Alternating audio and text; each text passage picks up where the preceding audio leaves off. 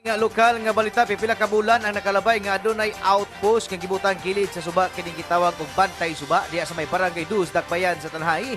Ug aduna kini nga natanod nga nakabantay nini aron mabuyag ang maglabay og basura o pagpanguha og balas o kaning gitawag og giagi sa illegal quarry. Si Barangay Dos Kapitan Richard Rial mibutyag nga sukad nga adunay outpost nga gibutang kilid sa suba wala na mulabay sa mga basura og anaan na kani dili man kayo daghan.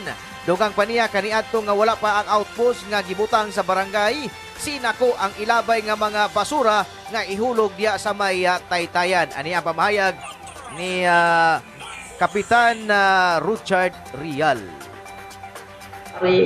Ang kuan may daghan kay katong namang maging kasi mana ron do nami naning labay din na nya.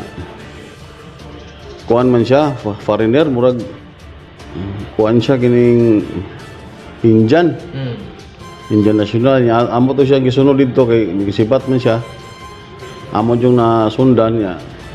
Amo gidala sa barangay hall kay among istoryahan. Dayon ngay pa sa tong pasaylo. Nagkasalamat po bingay. Ako siyang i-warningan nga sunod dili na magbuhat kay kami dili gabantay mi sa suba. Nagay na tayo outpost diya nga nami tanod gabantay hangtod karon na pamitanod nga duty. Mo na among ipangusgan gyud kay aron malimpid among lugar. Kay sa una baya gani among barangay gi labi na diri sa ubos. Daghang taong nagkuan nga hugaw ko no. So sa pagkakaron ako ipasalig sa tibok tanay nga ang kasagingan di na pareha sa una karon limpyo na gyud. So kanato nga mutugpo ng mga basura diya ka? Na gyud banalagsa pero di gyud pareha sa una nga sinakoy lang ihulog din ha. Karon nga nanay atong outpost din ha makita nang pud nila mo nang wala na gyud kay mulabay. Naapon mi kabantay mura ko to ikausan ni tabo. Si Kapitan Richard Rial sa Barangay Dus Tanhay City ning atong probinsya.